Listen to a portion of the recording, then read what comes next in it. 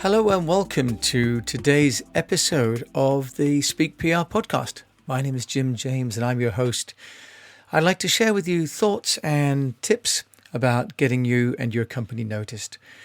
This morning, I was on an action coach call with a group of business owners here, and the question was turning to getting the staff back to work, but also how to start to greet customers.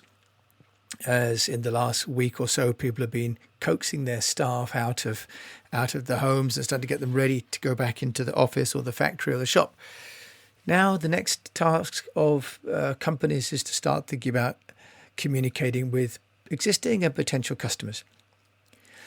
The stories that were shared included one about a dentist.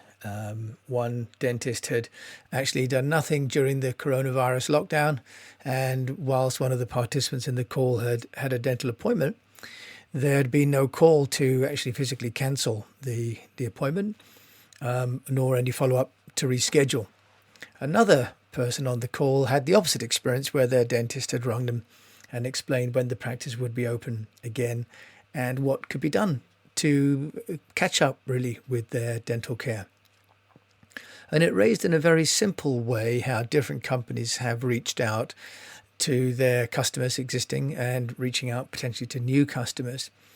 And the question turned to whether you should ring all of your customers and find out how they're doing. Well, the issue with that, of course, is that that's just not really practical for many people, especially people in retail that have a large number of customers or walk-in customers for which they maybe not have any engagement or ongoing relationship. This is very, very difficult. So I suggested that one way that people could start to get a barometer on the well-being and the attitude of their customers is to start to use polling. And how does polling impact PR?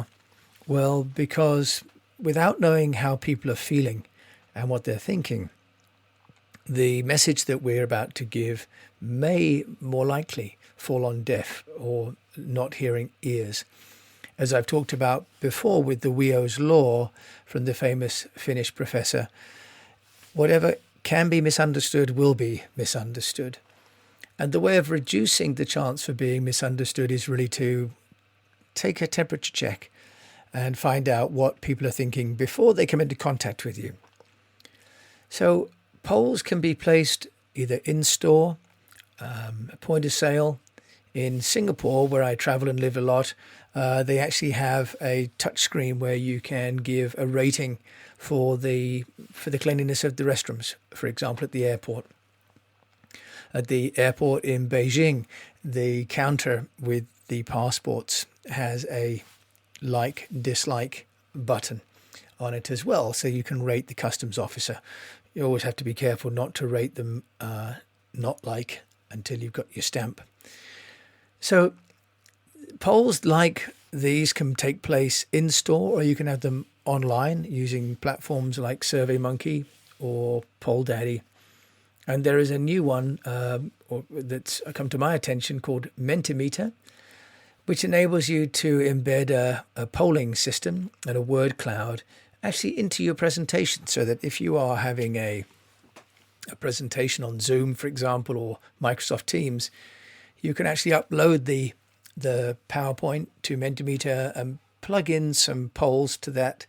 And as you're displaying it, you can ask everybody with you to give their feedback. Polls can also be used in LinkedIn as a new feature, as we've covered on one of our blog posts recently. And it can also be inserted into Facebook, where you can create polls as well. So there are many tools, both structured and unstructured, for doing polling. And these come back to, a lot of them back to the science created by a chap called Likert. And this was an American social scientist called Rensis Likert, who invented this bipolar scale all the way back in 1932, some 90 years ago. So we're still living on the technology invented by someone a great deal pre-digital times. Now, the Likert scale assumes that there's a strength of intensity of an attitude that is linear from, liking to disliking, and somewhere along the line in between. So it allows for quantitative data to be collected about an emotional issue. Now, that can be very powerful because we can start to take temperature tests about how people feel about any number of issues that we're facing. Now, we've been talking about the reluctance of people to go back to work. And there was a survey done just recently by a company in America called Vito Vio. And they found that 25% of all workers would leave their job if the workplace didn't make stronger investments in cleanliness. So as business owners, we're thinking about how we get people to work and how to service our customers. And we're possibly thinking about relatively superficial amounts of information that we're giving to our staff. But implementing a social distancing policy, investing in smarter cleaning methods, and communicating and educating workers on healthy habits will be three key parts of both getting back to work for our teams, but also for our consumers. Now, a UK-based video meetings company called Starleaf did a survey, as well as people are now figuring out surveys are the best way to also create media coverage. This Starleaf survey reveals that 57% of people working from home due to the corona outbreak are quite happy to wait at least a month after the lockdown before returning to their office. And this was just in May 7th this was done. Now, obviously, from next week onwards, we have people going back to work. And from May 8th, we have the beginnings of school. So there's a time lag between when we're open for work and for education and so on, and when people actually feel comfortable going back to work. Now, we have listeners to the Speak PR podcast all the way over in Singapore and Malaysia, so very happy to hear that. And so for those listeners in Singapore, a survey done by Job Central of nearly 3,500 employees found that 20% of the employees surveyed admitted to faking an illness so they could get an MC, which stands for medical certificate. Now, a medical certificate in Singapore gives you the entitlement to take a day off. And if I recall, a company can't really quiz that up to a certain number. So a member of staff can get an MC and the company has to give them a paid day without more than the medical note. Now, if we take this 20%, how many of them are thinking at the moment, I'm being asked to go back to work before I'm really ready? Last year, the number of people who took MCs in Singapore, admittedly, or under admission, was only about 2.5 days per year. So it's not egregious. It may be just tacking on an extra day for a long weekend. But that still represents possibly an area where Singapore employees and those that can use this ploy in other countries might start to turn to the MC as a policy instead of just saying no to their employees and employers. Now, if we turn our attention to France, which is also where we have some listeners for this podcast, and bonjour, the Gallup survey conducted just in April this year, so very, very recently, found that over 1/3 of French workers, 36%, agree that their employer has communicated a clear plan of action and that they're informed about the state of the company, is only 36%. In other words,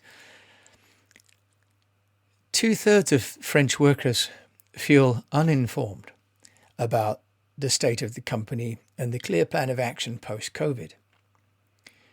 And only 1/3 feel confident that their company's health policies will keep them safe. Now that's massive. If 2/3 of the employees in France feel as though they are unsafe, then why would they go back to work? And the French and the Dutch employees were the ones surveyed that felt that they had the greatest sense of employee stability, i.e. that they could say whether they did or did not want to go to work without threat of retaliation by the company. Now, interestingly, in France, only 39% of the French managers felt that their immediate superior kept them informed about what's going on. In other words, over half of all French management believed that their senior management didn't tell them what was going on. So the Gallup poll is showing here that in France, as one example, nearly only a third of people believe that they're going to be safe when they go back to work, and feel also that they don't have to because they have enough rights not to go back to work. But then let's look at the other side of the equation. A survey just recently in America showed that 60% of all shoppers are fearful of shopping inside of grocery stores. This survey found that shoppers in America have reduced their visiting of stores from 2.5 times a week to just once a week. So, less than half. And if I think about my own habits, we used to go 2 or 3 times on the way back from school. Now we really make one necessary journey. So consumers are apparently feeling, according to a survey in Forbes, that they're caught between a double axis crisis, between health and finances. There were some 13 countries surveyed by Deloitte, and it showed that 42% of all the respondents across these 13 different countries, which included places like China and India and France and the Netherlands and the UK and America and South Korea, on the 13 countries survey, 42% worry about job loss. Okay, led by the people in Spain, where my good friend Keith is holed up at the moment, has been for what must be months now. In India, 54% of people were afraid of job loss, and South Korea, 51%. So we've got a lot of people who are both nervous about going back to work, but are also worried about their finances. So the French and the Dutch, as I say, felt that they were the most secure, but they were also the least worried about making their upcoming payments. The Japanese, actually, who are notorious for saving, were the least worried about meeting their requirements. But the average consumer responses across the survey, 35% and only 35% said they felt safe going back to stores. 25% felt that they feel safe staying in a hotel, and only 22% feel they're safe getting back on an aeroplane. So that's a massive number if you run a hotel or any kind of accommodation business, that 75% of people across these 13 countries do not trust going back into your accommodation. And of course, if you're running an airline, nearly 80% of people feel that it's unsafe to get in a tin can in the sky, let alone the holding area that you have to wait in before you get on an aeroplane. So we're going to see some amazing shifts then, of course, that what we're going to have to be looking at in PR is more than just a short-term need to reassure our customers that it's safe to go back in our store, but that it's also okay for our staff. But we're also going to have to work from a PR point of view on the communication, not just one-to-one, but through the different layers of management. Because if you run a big company or even a mid-sized one and you have different layers of management, inculcating and sharing the messaging across the different tiers is going to be essential, which is why we have on our website under the Speak PR module, the message home, which has got the key message that you want to communicate and then the 3 supporting messages. I suggested that all PR now should be what I call through a COVID mindset. Should be compassionate, optimistic, values-based, informative, and digital. And I was kind of heartened to see that in the Forbes and digital report from Deloitte, They also talk about the need to be digital and about the importance of being optimistic, but also the importance of being informative.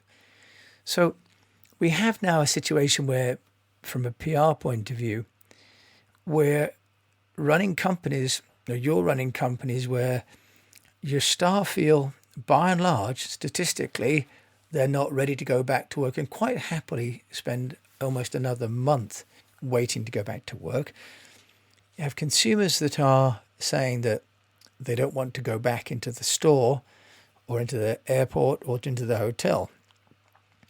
So a big part of our job is to bridge the divide, is to draw those people back out into the workforce and to reassure and coax those consumers and customers back into the marketplace. Of course, where people are shopping is online. And this Deloitte report also shows that it's really millennials leading the online shift to mostly in-store categories. And my 12-year-old daughter is having a field day right now with deliveries from Amazon, because she has her own account and she has her own bank account, and she's loving it. Now, but all age groups are doing more shopping online. But interestingly, the young are buying more product online across all categories included in the survey: groceries, alcohol, everyday household goods, and medicine. But the middle age are now buying 25% of their medicines online, and the over 55s are buying 30% of all their medicines online. But for the older people, above 55, I'm not quite there yet, whilst they're buying 30% of their medicines online, they've said that they're only going to buy 11% of their alcohol online. They're obviously seeing that they're either finishing off their wine cellars or going to the wine shop is still part of an essential purchase and a necessary part of their daily lives. So some things are changing, but some things are going to stay the same. So as you get ready to coax your staff out of their furlough position and to encourage customers to come back and to be feeling safe in your workplace or your factory or your restaurant or wherever it is, think about how you can be compassionate, optimistic, values-based, informative, and digital. And I hope you can use a survey to find out where they're at and how you're doing. Hope this talk about getting metrics to your marketing has been useful. My name is Jim James. Thank you for joining me. I pray that your business is profitable, that your health stays safe, and that you keep on communicating. Thank you so much for joining me today.